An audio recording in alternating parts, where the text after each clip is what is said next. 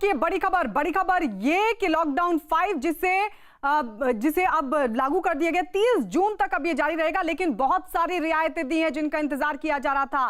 गृह मंत्रालय की तरफ से निर्देश सामने आ चुके हैं, गाइडलाइन सामने आ चुकी है, जिसके बाद हम एक एक कर आपको बताने जा रहे हैं कि आखिर कहां रियायतें दी गई हैं, कहां छूट दी गई है और कहां अभी भी पाबंदी लगी हुई है। आपको बता दें, दरअसल धीरे धीरे लॉकडाउन खोलने की तैयारी और बीच बीच में हालात की समीक्षा भी लगातार सरकार करती रहेगी। तो केंद्र की तरफ से ये गाइडलाइन जारी की जा चुकी है। मेट्रो रेल को लेकर अभी तक फैसला नहीं हुआ है, लेकिन कर्फ्यू को लेकर फैसला है कि रात 9 बजे से सुबह 5 बजे तक अब ये कर्फ्यू जारी रहेगा। सरकार ने 5वें चरण को अनलॉक 1 का नाम दिया है, यानी अभी तक लॉकडाउन चल रहा था, लेकिन अब लॉकडाउन को खोलने की तरफ धीरे धीरे जिस तरीके से कदम बढ़ाया जा रहा है, धीरे धीरे लॉकडाउन को खोला जा रहा है, इसलिए अनलॉक 1 नाम दिया गया है इस चरण को। 1 जून से 30 जून तक जो कि जारी रहने वाला है। 8 जून से धार्मिक स्थलों को भी खोलने का फैसला लिया गया, लेकिन कुछ शर्तों के साथ, कुछ शर्तें रहेंगी और उसके साथ ही धार्मिक स्थल खोले जा सकते हैं। लेकिन अभी भी राजनीतिक सभाएं नहीं हो पाएंगी और ना ही किसी तरह की सामाजिक सभा को, यानी जो भीड़ भाड़ वाली, जो गैदरिंग वाली जो सभाएं हैं, उनको अभी कोई इजाजत नहीं है। उन पर पाबंदी लगातार जारी रहेगी। और कहा यह जा रहा है कि शॉपिंग मॉल्स को लेकर जो फैसला है वो लिया गया, शॉपिंग मॉल्स खोल दिए जाएंगे। सिनेमा हॉल्स को लेकर भी कहा जा रहा है कि जो फैसला है वो लिया गया है। होटल्स, रेस्टोरेंट्स खोल दिए गए हैं, यानी पहले इन पर पाबंदी लगी हुई थी। जब लॉकडाउन 4 लागू किया गया था उस दौरान धार्मिक स्थल पर पाबंदी लगी हुई थी, लेकिन अब धार्मिक स्थल को लेकर फैसला लिया गया। धार्मिक स्थल कुछ शर्तों के साथ खोले जाएंगे। शॉपिंग मॉल्स को खोलने का फैसला लिया गया है। स्कूल कॉलेजेस पर हालांकि फैसला अभी नहीं लिया गया है, जुलाई में इस पर फैसला लिया जाएगा। तो 30 जून तक यह रहेगा लॉकडाउन 5, जिसे अनलॉक 1 का नाम दिया गया है। हमारे सहयोगी अलग अलग जगहों से हमारे साथ जुड़ चुके हैं। भोपाल से हमारे साथ हमारे सहयोगी मनोज जुड़ चुके हैं, आशीष मुंबई से हमारे साथ हैं और चंडीगढ़ से मोहित हमारे साथ जुड़ चुके हैं। सबसे पहले मनोज, आपके पास ये अनलॉक 1 का नाम दिया गया है इस चरण को, और बहुत सारी छूट जिसकी उम्मीद भी की जा रही थी कि अब धीरे धीरे लॉकडाउन खोलने की तरफ सरकार बढ़ रही है। लेकिन मध्य प्रदेश की जो मुख्यमंत्री हैं शिवराज सिंह चौहान, उन्होंने साफ कर दिया है, जब अनलॉक 1 आया उसके पहले मुख्यमंत्री शिवराज सिंह चौहान ने एक बात बिल्कुल साफ कर दी है कि 15 जून तक मध्य प्रदेश में लॉकडाउन जारी रहेगा। और साथ ही साथ ये भी कहा है कि 13 जून को मध्य प्रदेश के स्कूल खोलने के बारे में फैसला लिया जाएगा। मुख्यमंत्री का कहना है कि फिलहाल हालात ऐसे नहीं बने हैं कि हम खोलने की तरफ जाएँ, हम लॉकडाउन को खत्म करने की तरफ जाएँ, क्योंकि मध्य प्रदेश में जो आंकड़ा है वो तकरीबन 8000 के पास पहुँच चुका है कोरोना का, और साथ ही साथ 350 मौतें लगभग हो चुकी हैं। तो जाहिर तौर पर इंदौर, भोपाल और साथ ही साथ उज्जैन, खंडवा, बुरहानपुर ये सरकार के लिए मुसीबत का सबब है। और सरकार का कहना है कि वो लॉकडाउन को खोलने के बारे में फिलहाल सोचेगी, लेकिन जो इकोनॉमिक एक्टिविटीज़ हैं, आर्थिक गतिविधियां जो कि शुरू की गई हैं, उसके लिए अलग अलग फार्मूले निकाले गए हैं। मिसाल के तौर पर भोपाल में ऑड इवन फार्मूला फिलहाल चलाया जा रहा है। आशीष, महाराष्ट्र सरकार का इस पर क्या रुख रह सकता है, क्योंकि बहुत सारी रियायतें, लेकिन महाराष्ट्र नंबर 1 पर बना हुआ है कोरोना पॉजिटिव मरीजों के लगातार मामले सामने आने पर।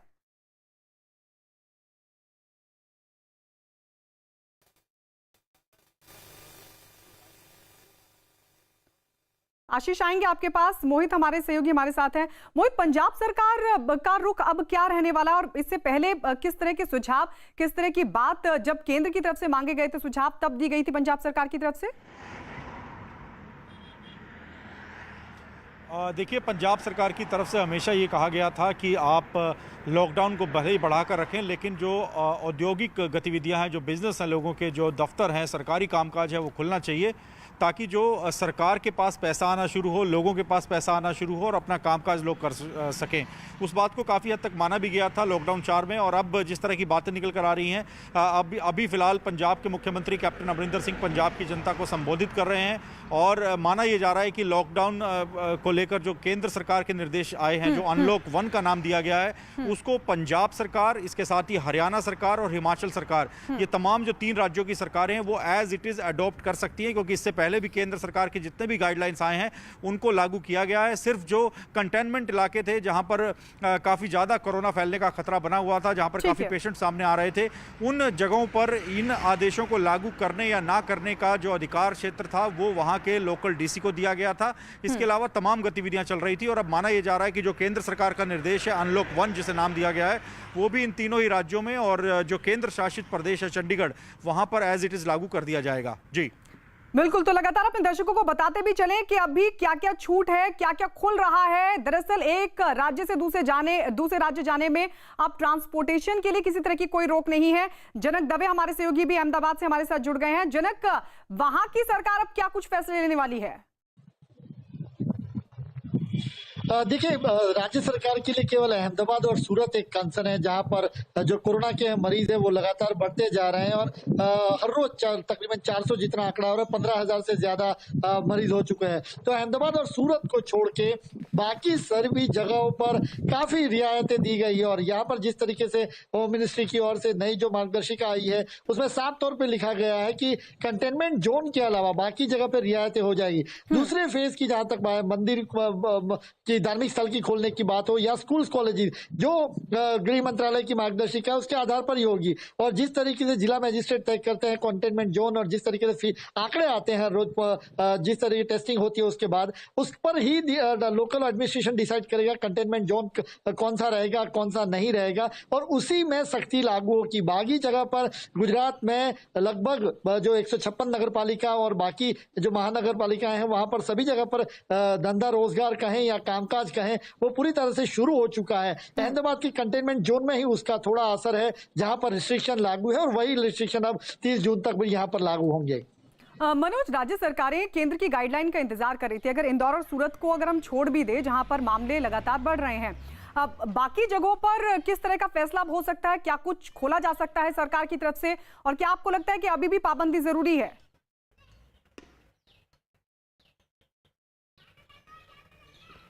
जहाँ तक मध्य प्रदेश की बात है तो मध्य प्रदेश में हमको ये बात समझनी पड़ेगी, क्योंकि इंदौर जहाँ तक है, इंदौर में लगातार मामले बढ़ रहे हैं, भोपाल में लगातार मामले बढ़ रहे हैं और भोपाल में तो आपको बता दूं कि राजभवन में तक कोरोना पहुंच चुका है और राजभवन में करीब 1 दर्जन केस आ चुके हैं। तो जाहिर तौर पर सरकार की कोशिश है कि जब तक कोरोना पर पूरी तरह से कंट्रोल ना हो, पूरा काबू ना हो, तब तक, जैसे स्कूल के बारे में सरकार का साफ तौर पर कहना है कि स्कूल खोलने का भी सरकार का फौरी तौर पर कोई इरादा नहीं है।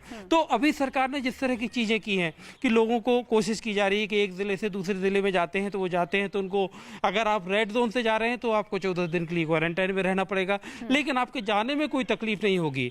ये बात सरकार की तरफ से की गई। सारे मजदूरों को उनके घर पहुंचाया गया है। सरकार दावे कर रही है कि हमने तमाम मजदूर, चाहे मध्य प्रदेश के बाहर के मजदूर जो बाहर MP में आए या मध्य प्रदेश से जिनको दूसरे राज्यों में जाना था, उनको उनकी मंजिल पर पहुंचाया जा चुका है। ऐसा मध्य प्रदेश की सरकार का दावा है। तो सरकार चाहती है कि इकोनॉमिक एक्टिविटीज खोलें, आर्थिक गतिविधियां हमारे हो। साथ रहिए। आप कांग्रेस के नेता PL पुनिया क्या कुछ कह रहे हैं, जरा सुन लेते हैं। करते तो 5वां हो जाता, तो इसको नाम बदल दिया। और दूसरा, अब बहुत तेजी से सब खोला जा रहा है। जैसे फर्स्ट फेज में वो 8 जून तक मॉल वगैरह और रेस्टोरेंट्स हैं, हॉस्पिटैलिटी है, वो खुल जाएगा। और सेकंड फेज में जो एजुकेशन इंस्टीट्यूशंस हैं वो खुल जाएंगे। तो धीरे धीरे पूरी तरह से कुछ दिन में, महीने भर में अधिकांश जो सेवाएं हैं और बिजनेस हैं वो खुल जाएंगे। और मैं समझता हूँ कि जो हॉटस्पॉट एरियाज हैं जहाँ पर एक concentration of positive corona positive cases हैं, उनको छोड़ के, उन जगहों को छोड़ के, और बाकी स्थिति सामान्य हो जाएगी। लेकिन दिल्ली में जो कि लोग एक्सपेक्ट कर रहे थे कि मेट्रो भी चालू होने के निर्देश होंगे, लेकिन फर्स्ट फेज सेकंड फेज में उसका कोई उल्लेख नहीं है। मैं समझता हूँ कि उसके लिए अलग से कोई निर्णय होगा और स्वागत योग्य है। लेकिन एक चीज़ का ध्यान अवश्य रखना चाहिए कि आमतौर से अन्य देशों में जब केसेस, तो धीरे धीरे लॉकडाउन खोलने की तैयारी और उस तैयारी के बीच रियायतों का ऐलान कर दिया गया है। केंद्र की तरफ से गाइडलाइन जारी हो चुकी है। आपको बता दें, कई जगहों पर छूट दी गई है, हालांकि सशर्त छूट भी दी गई है कई जगहों पर। मसलन शॉपिंग मॉल्स की बात की जाए, धार्मिक स्थल की बात की जाए, शर्तों के साथ होटल्स भी खुलेंगे। लेकिन इस सब के बीच राहत की बात यह भी है कि एक राज्य से दूसरे राज्य की तरफ जो ट्रांसपोर्टेशन था, जो आवाजाही थी, जो परिचालन था, उसको पूरी तरीके से खोल दिया गया है। सभी सहयोगी हमारे साथ लगातार बने हुए हैं। हमारे वरिष्ठ सहयोगी अमिताभ सिन्हा इस वक्त हमारे साथ जुड़ चुके हैं। अमिताभ जी, अब जरा थोड़ा डिटेल में बताइए कि कितनी बड़ी राहत, कितनी बड़ी छूट गाइडलाइन के जरिए अब राज्यों को देने की कोशिश की गई है? कहां-कहां छूट है और कहां-कहां अभी सख्ती बनी हुई है? देखिए, सख्ती की बात जहां तक है वो सिर्फ कंटेनमेंट जोन में, और कंटेनमेंट जोन में सख्ती से पालन किया जाएगा, और मुझे नहीं लगता कि वहां से फिलहाल किसी को निकलने की भी आजादी होगी और वहां किसी भी तरह की गतिविधि करने की आजादी होगी। लेकिन बाकी उसके बाहर जो भी प्रतिबंध थे, जो भी अनिवार्य चीजों के अलावा हर चीजों पे प्रतिबंध थे, वो तमाम चीजें खोल दी गई हैं। या फिर सामान की, इन सबको दूर कर दिया गया है। लेकिन उन सब चीजों को दूर रखा गया है जहां पे भीड़ बढ़ सकती है, जहां पे पब्लिक एक्टिविटी हो सकती है। उसमें खेल भी है, उसमें पूजा के स्थल भी हो सकते हैं, और उसमें मॉल भी है, उसमें सिनेमाघर भी है, और दिल्ली और उसमें मेट्रो जैसे संस्थाएं भी हैं। तो ये सब चीजें हैं जहां पर भीड़ से बचने की कवायद है, क्योंकि ये चीज तो साफ है ना कि हमें कोरोना से लड़ना है और कोरोना के साथ जीने की आदत डालनी है। इसलिए जो भी दिशा निर्देश हैं, जो भी नॉर्म्स हैं, उसका कड़ाई से पालन किया जाएगा, मॉनिटरिंग की जाएगी। राज्यों से बहुत ज्यादा सघन चर्चा के बाद ऐसे फैसले लिए गए हैं। तो मुझे लगता है अनलॉकिंग ऑफ लॉकडाउन जो हम लोग पहले से बोल रहे थे,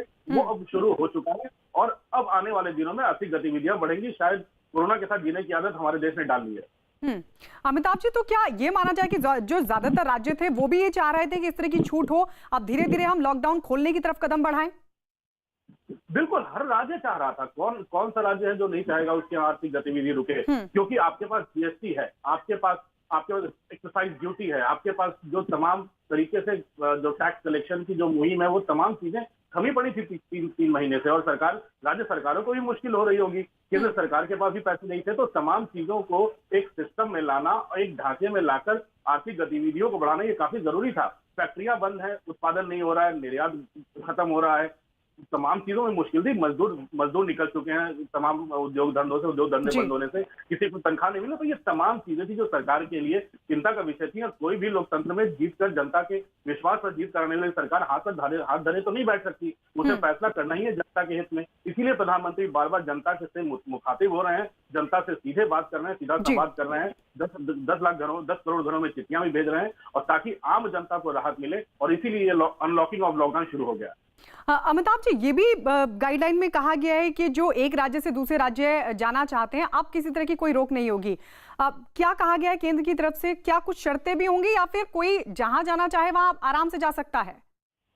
अब इसमें साफ साफ लिखा हुआ है कि अंतरराज्यीय मूवमेंट, यानी inter state movement of person and goods, यानी व्यक्तियों की और सामान की आवाजाही में अब किसी राज्य में किसी भी सीमा पर कोई मुश्किल नहीं होगी। इसमें पब्लिक ट्रांसपोर्ट यानी स्टेट बसेस नहीं लिखा हुआ है, यानी धक्का मुक्की भीड़ वाली बसें हो सकता है, उसके बारे में अंदर ये मतलब छुपा हो इसके कि वो नहीं है। लेकिन अगर आप अपने सवारी से या किसी भी तरह से जाना चाहें, तो सरकार के दिशा निर्देशों का पालन करते हुए, सोशल डिस्टेंसिंग रखते हुए, जैसे टैक्सियों में कहा गया है एक टैक्सी ड्राइवर बैठ सकता है, पीछे 2 बैठ सकते हैं। तो इन तमाम चीजों का ध्यान रखते हुए आगे बढ़ा जा सकता है। लेकिन अब अंतरराज्यीय मूवमेंट में किसी भी व्यक्ति को परेशानी नहीं होने वाली है। कहीं उसे लाइसेंस नहीं मांगा जाएगा, कहीं ई परमिट नहीं मांगा जाएगा। अमिताभ जी, एक एक चीज करके मैं आपके पास आऊंगी कि क्या क्या छूटें दी गई और उस पर हम राज्यों पर अब क्या असर होगा, राज्य क्या फैसले लेंगे, उसके लिए हम सहयोगियों के पास भी चलेंगे। आशीष, अब आपके पास केंद्र की तरफ से गाइडलाइन जारी कर दी गई, और जो हम बात कह रहे हैं, जो गाइडलाइन में कहा गया कि एक राज्य से दूसरे राज्यों में जाने पर अब किसी तरह की कोई रोक नहीं होगी, महाराष्ट्र पे इस निर्देश का, इस गाइडलाइन का क्या असर होने वाला है, और महाराष्ट्र सरकार का अब क्या रुख रहेगा, क्या फैसला लेगी? जी बिल्कुल, आपको साफ तौर पर बताना चाहेंगे कि महाराष्ट्र ये राज्य सबसे ज़्यादा कोरोना से प्रभावित हुआ है। लगभग 65,000 ये कोरोना के मरीज महाराष्ट्र से सामने आए हैं, और राज्य सरकार ने भी इसे देखते हुए जो प्रभावित एरिया हैं, जिन्हें हम रेड जोन का नाम दिया गया है महाराष्ट्र में, जैसे मुंबई, पुणे, ये शहर हैं, इनमें राज्य सरकार लॉकडाउन में कोई रियायत नहीं देने के मूड में लग रही है। जो सूत्रों की माने शिवसेना के जो वरिष्ठ नेता हैं, उनसे हमारी बात हुई है इस बारे में लेकर, तो उद्धव सरकार जो है वो साफ तौर पर ये देखना चाह रही है कि ये नंबर्स को कैसे कम किया जाए, और साथ ही साथ स्टेट का जो रेवेन्यू है, जो टैक्सेस मिलते हैं, जो आर्थिक स्थिति है, उसे कैसे मजबूत किया जाए। तो साफ तौर पर कुल मिलाकर यही कह सकते हैं कि जो ग्रीन जोन है, जहां पर कोरोना का प्रभाव कम है, उन्हें इस लॉकडाउन में रियायत मिल सकती है। ठीक है आशीष, आएंगे आपके पास। अमित पांडे हमारे सहयोगी जुड़ गए हैं ज्यादा डिटेल के साथ। अमित, क्या है ये पूरी जानकारी, अब किस तरीके से तमाम चीजों को अब खोला जा रहा है, और केंद्र ने क्या कुछ निर्देश जारी किए हैं? देखिए, एक बहुत अहम चीज है जो टर्मिनोलॉजी यूज की है, अनलॉक डाउन अनलॉक पार्ट 1, मतलब कि किस तरीके से जो आर्थिक गतिविधियां हैं वो समान रूप से चलनी चाहिए, इसका खाका यहाँ पर पेश किया गया है। और राज्यों को, जैसा कि हम पहले भी अपनी खबरों में बता रहे थे, कि राज्यों को पूर्ण रूप से स्वतंत्रता दी जाएगी कि वो अपने इलाके में निर्णय लें कि क्या करना है क्या नहीं करना है, और इसी आधार पर यहाँ पर सारा निर्णय लेने का अधिकार राज्यों के ऊपर छोड़ दिया गया है। कंटेनमेंट जोन के बाहर जो सारी गतिविधियां हैं उनके संचालन की अनुमति मिल गई है 3 फेज में यहाँ पर। जी अमित, सबसे पहले जल्दी से वो 5 बड़ी बातें बताइए जो केंद्र की तरफ से की गई हैं। 5 बड़ी बातें ये हैं कि अब कंटेनमेंट जोन के बाहर जो सारी आर्थिक गतिविधियां हैं उनको ऑपरेट करने की परमिशन है, पहली चीज। दूसरी चीज ये है कि एक राज्य से दूसरे राज्य की आवाजाही में किसी भी तरीके की परमिशन की कोई जरूरत नहीं पड़ेगी, लोग आ जा सकेंगे। तीसरी चीज, मेट्रो, अंतर्राष्ट्रीय उड़ानें और इसके अलावा स्कूल कॉलेज खोलने का फैसला यहाँ पर जो स्थानीय प्रशासन है वो लेंगे। चौथी चीजें यहाँ पर यह है कि जो आर्थिक गतिविधियां हैं बेरोक टोक तरीके से यहाँ पर जारी रहेंगी। और 5वां जो सबसे अहम चीज है कि कोरोना वायरस खतरे के मापदंडों से कोई समझौता यहाँ पर नहीं किया जाएगा, और जो भी स्वास्थ्य मंत्रालय द्वारा दिशा निर्देश हैं उनका पालन हर हालत में राज्य को करना पड़ेगा, और अगर कोई नहीं करता है तो सजा का भी प्रावधान है इस पूरी प्रक्रिया में। एक राज्य से दूसरे राज्य अगर लोग जाते हैं तो उनके लिए क्या एहतियात है, क्या गाइडलाइन है अमित?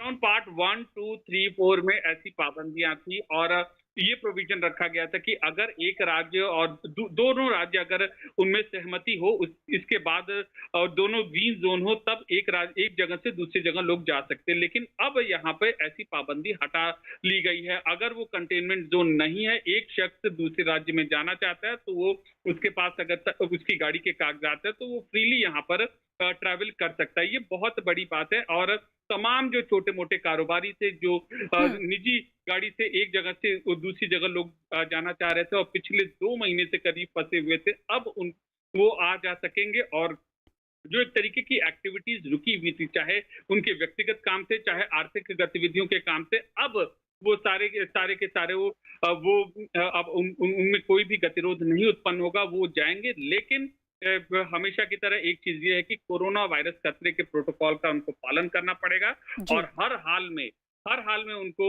यहाँ पर जो सुरक्षा के मापदंड है उसका भी पालन करना पड़ेगा। अमित, ट्रेन को लेकर क्या फैसला लिया गया है?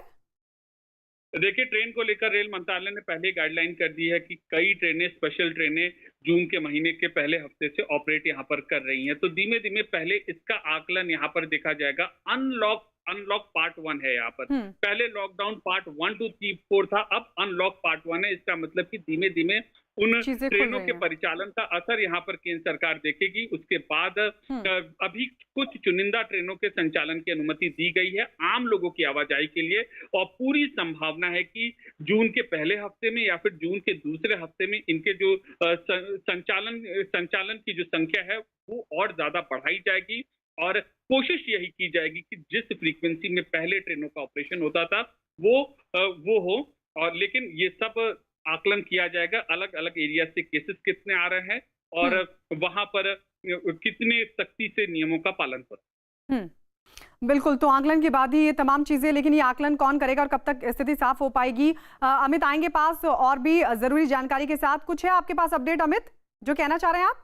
देखिए, यहाँ पर एक और चीज है कि 3 फेज में यहाँ पर बांटा गया है। पहला फेज 1 में 8 जून से रिलीजियस प्लेसेस हैं, रेस्टोरेंट है, और फेज 2 है जुलाई के महीने से, और फेज 3 है कि अगर स्थानीय प्रशासन अमित आ रहे हैं आपके पास अमिताभ जी कुछ कहना चाह रहे हैं। अमिताभ जी, अमित की बातों में एक चीज और जोड़ना चाहूंगा। जो सबसे ज्यादा चिंता घर बैठे पेरेंट्स और गार्जियंस की थी वो थी स्कूल और कॉलेजों की पढ़ाई का हर्जा, जो कि नुकसान हो रहा है। इसको लेकर सब चिंतित थे, सरकार भी चिंतित थी। उसके बारे में सबसे खास बात है कि पूरे जून के महीने में मिनिस्ट्री जो है, एचआरडी मिनिस्ट्री, तमाम स्टेक होल्डर से बात करेगी, राज्य सरकारों से लगातार सलाह चलती रहेगी, पेरेंट्स के साथ भी बात होगी। उसके बाद इन सब के आंकलन के बाद इस जून के अंत तक सरकार जुलाई से तमाम एकेडमिक सेशन, स्कूल, इंस्टीट्यूशन खोलने का फैसला ले सकती है, अगर तमाम स्टेक होल्डर्स राजी हो।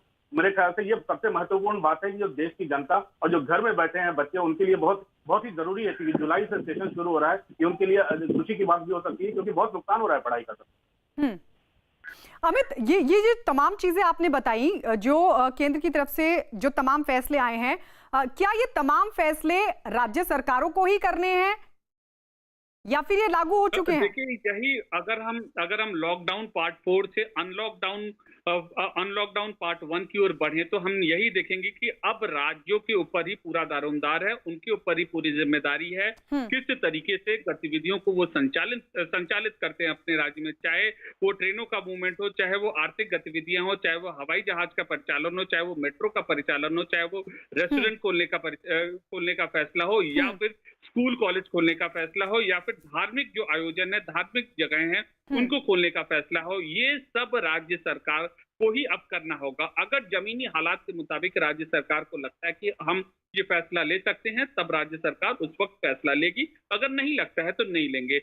लॉकडाउन पार्ट 1, 2, 3, 4 में ये केंद्र सरकार की ओर से बराबर निगरानी होती थी और रिमाइंडर, स्पष्टीकरण और यहाँ तक कि दिशा निर्देश भेजे जा रहे थे कि कुछ जगहों से हमें ऐसी शिकायत मिल रही है और नियम का पालन नहीं हो रहा है। लेकिन अब राज्यों को ये सुनिश्चित करना होगा और सिर्फ केंद्र सरकार एक नेशनल डिजास्टर मैनेजमेंट एक्ट के तहत बस सिर्फ निगरानी करेगा।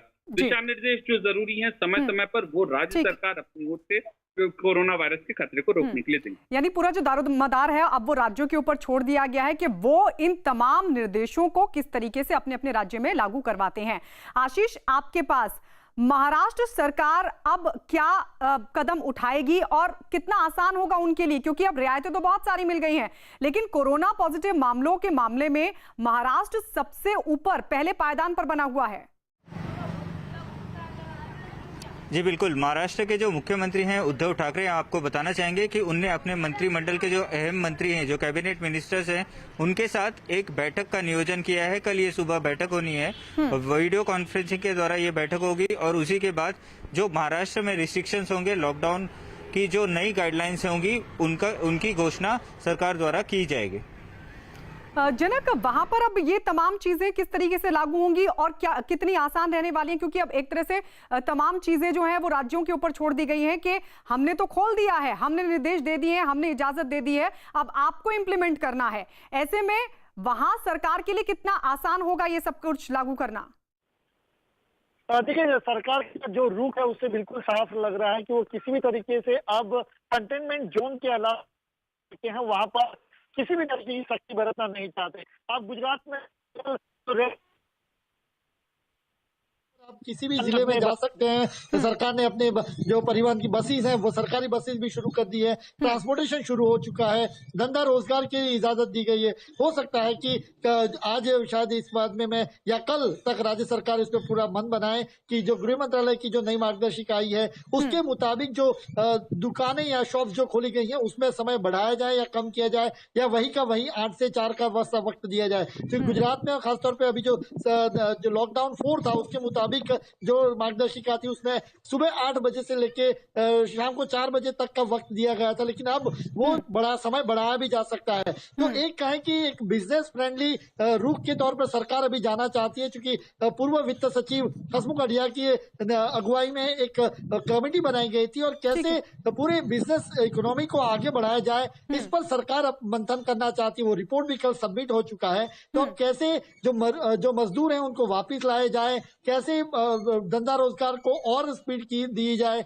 ऐसे में सरकार की कोशिश यही है कि जो पूरी जो बिजनेस की इकोनॉमी है उसको पटरी पर कैसे लाया जाए, खासतौर पर कंटेनमेंट जोन को छोड़ दे। अहमदाबाद और सूरत में कुछ दिक्कतें होगी, लेकिन गुजरात के बाकी शहरों में जो रियायतें या कहें छूट कहें मार्गदर्शिका उसके मुताबिक ही काम किया जाएगा, सरकार का स्पष्ट रुख है। मनोज, मध्य प्रदेश की अगर बात की जाए तो जो एक राज्य से दूसरे राज्यों के लिए जो ट्रांसपोर्टेशन था, परिचालन था, उसको अब खोल दिया गया है। वहां की स्थिति के हिसाब से ये सरकार के लिए कैसा कदम रहने वाला है? क्या मध्य प्रदेश उस स्थिति में है कि एक राज्य से दूसरे राज्य के ट्रांसपोर्टेशन को लागू किया जा सके, इजाजत दी जा सके? जहाँ तक दो राज्यों का मामला है तो राज्य सरकार का जो केंद्र सरकार फैसला करेगी। अगर केंद्र सरकार जैसे नाम दे रही है अनलॉक 1, अगर उसमें केंद्र सरकार कह रही है कि 2 राज्य आपस में लोग जा सकते हैं तो यहाँ जाने में भी कोई दिक्कत मध्य प्रदेश की सरकार को नहीं होगी। लेकिन एक फर्क हमको समझना पड़ेगा कि अभी थोड़ी देर पहले, 1 घंटे पहले मध्य प्रदेश के मुख्यमंत्री लॉकडाउन 5 कह रहे थे कि लॉकडाउन बढ़ाया जाएगा 15 जून तक, जिसे केंद्र नाम दे रहा है अनलॉक 1। तो जाहिर तौर पर अनलॉक 1 केंद्र के लिए है, लेकिन मध्य प्रदेश के हालात को देखते हुए मध्य प्रदेश के मुख्यमंत्री कह रहे हैं कि हम लॉकडाउन को फिलहाल 15 जून तक बढ़ा रहे हैं। यानी मध्य प्रदेश में अभी आप हमारे पीछे अगर आप देखेंगे तो आपको 7 बजे से यहाँ सुबह के 7 बजे तक कर्फ्यू होता है। तो ये 7 बजे से सुबह 7 बजे तक का कर्फ्यू जारी रहेगा। मुख्यमंत्री के सूत्र और जो मुख्यमंत्री सचिवालय से जुड़े लोग हैं वो कह रहे हैं कि अब अनलॉक 1 का जो गाइडलाइन है उनका अध्ययन करने के बाद हम विस्तृत तौर पर 15 जून तक या 30 जून तक मध्य प्रदेश में किस तरह से इस लॉकडाउन को चलाया जाएगा। तो क्या ये जो गाइडलाइन जारी हुई है अभी मध्य प्रदेश उसको नहीं मानेगी? आप कह रहे हैं कि 7 बजे से 7 बजे तक का कर्फ्यू, क्योंकि अब तो केंद्र की तरफ से कहा गया कि सुबह शाम रात 9 बजे से सुबह 5 बजे तक का कर्फ्यू रहेगा। जो केंद्र की तरफ से जो कहा जाता है उसमें जाहिर तौर पर फैसला, अंतिम फैसला तो सरकार को ही लेना है, क्योंकि भोपाल में अगर हम खड़े हैं तो भोपाल रेड जोन में है। भोपाल, इंदौर और साथ ही साथ उज्जैन, तो ये वो इलाके हैं जहां पर रेड जोन है। मध्य प्रदेश के करीब 70% मामले इन 3 जगहों से होते हैं। तो यहाँ पर सरकार की एक अलग नीति होती है। सरकार की एक अलग नीति है, ये अमित से समझने की कोशिश करेंगे। मोहित, आपके पास ये जो एक राज्य से दूसरे राज्य जाने का जो अब फैसला लिया गया है कि आप बेरोक टोक जा सकेंगे, वहां के लिए अब ये कितना मुश्किल होने वाला, कितना आसान होने वाला है ये फैसला? पंजाब क्या उस स्थिति में दिखाई देता है? क्योंकि अब राज्यों के ऊपर दारोमदार है, उनको इंप्लीमेंट करना है। देखिए, पंजाब से बड़ी दिक्कत है हरियाणा में, क्योंकि हरियाणा, आपको याद होगा कि हरियाणा ने अपना दिल्ली का बॉर्डर सील कर रखा है और उनका ये तर्क है कि दिल्ली में पेशेंट काफ़ी आ रहे हैं, कोरोना काफ़ी फैला हुआ है और उसका असर जो हरियाणा के जो सटे हुए राज्य हैं, माफ़ कीजिएगा, जो सटे हुए ज़िले हैं जिसमें झज्जर है, सोनीपत है, इसके अलावा गुड़गांव है, वो पूरे बॉर्डर सील कर रखे हैं। तो जो इंटरस्टेट जो निर्देश आया इसको कैसे लागू किया जाएगा हरियाणा सरकार की ओर से, इस पर देखना होगा कि हरियाणा सरकार का क्या स्टैंड रहता है, क्योंकि इससे पहले भी हरियाणा सरकार ने जो निर्देश थे लॉकडाउन 4 के, उसके विरुद्ध जाकर पूरे बॉर्डर को सील कर रखा है। यही समझने वाला और ये यही सवाल है कि जब बॉर्डर सील है इस वक्त और अलग अलग दलीलें दी जा रही हैं, अपनी अपनी मजबूरी बताई जा रही है राज्य सरकारों की तरफ से, तो ऐसे में एक राज्य से दूसरे राज्य में ट्रांसपोर्ट की छूट को कैसे लागू किया जाएगा? शुक्रिया आप सभी का हमारे साथ जुड़ने के लिए।